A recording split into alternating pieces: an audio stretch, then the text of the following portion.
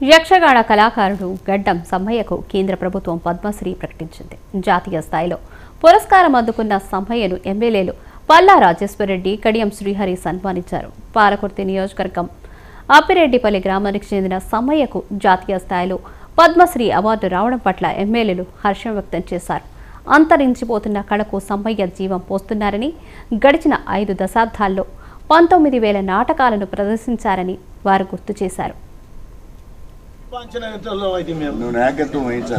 నేను నాయకత్వం వహించి ఎన్నిసార్లు తమతో మీటింగ్ పెట్టలేదు, ఎన్నిసార్లు చేయలేదు, మా గోడి ఎన్నిసార్లు చెప్పలేదు. అటువంటి అప్పుడు మాకు ఇకనైనా ప్రభుత్వం ఇప్పుడు మాకు ఇచ్చేటువంటి పారితోషికం ఏముంది? తెలంగాణ భాషా సాంస్కృతిక శాఖ 10,000 రూపాయలు ఇస్తుంది ప్రదర్శనకు. వేషం మాది, నటన మాది, గానం మాది, రంగు మాది, మేకప్ మాది, డ్రెస్సులు మాది, ఓన్గా డైలాగులు కొట్టుకుంటాం. మేము సొంతంగా ప్రదర్శిస్తేనే మాకట్లా క్లాస్ కళాకారులు యాన్నో అక్కడిక్కడ కిరాయిలు తెచ్చి పెట్టుకున్నోనికి 30,000, 40,000 ఒక్క ప్రోగ్రామ్ పర్వదినంగా భావిస్తూ మరి స్వతంత్ర వేదికల సందర్భంగా నన్ను పద్మశ్రీకి కేంద్ర ప్రభుత్వం ఎంపిక చేసినందుకు ఎంతగానో ఆనందంగా ఉంది. మరి గ్రామీణ పల్లె ప్రాంతాలలో ఒక మారుమూల ప్రాంతంలో ఉండి హరిజనులను యాసించి ఊరూరా గ్రామాలు తిరిగి యక్షగాన ప్రదర్శనలు, రామాయణ మహాభారత ప్రదర్శనలు నిర్వహించాము.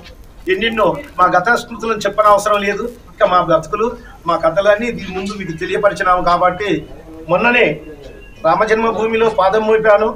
ఆ జన్మభూమి ధన్యం ధరించింది నాకు. అక్కడ నేను రామాయణం 5 రోజుల పాటు ప్రదర్శనలు నిర్వహించడము, కేంద్ర ప్రభుత్వం ద్వారానే అక్కడ రామాయణం ప్రదర్శనలు నిర్వహించాను. ఈ రోజున ఈ యొక్క నాకు పెద్ద గొప్ప పద్మశ్రీ అవార్డు నాకు రావడము నా బంధుమిత్రులకు, అదేవిధంగా నా పాలివర్గానికి, మరియు నాకు సహకరించిన అధికారులకు మరియు ప్రజాప్రతినిధులకు కళాభివందనాలు తెలుపుతూ నాకు ఎంతో ఆనందంగా ఉంది, ఎంతో తృప్తిగా ఉంది. నా చిన్న గ్రామానికి ఈ వన్య తెచ్చినాను. ఈ పద్మశ్రీ నాకు రావడం ఎంతో ఆనందంగా ఉంది, అదృష్టంగా భావిస్తున్నాను. ఈ దినంగా పర్వదినంగా భావిస్తూ మరి స్వతంత్ర వేదికల సందర్భంగా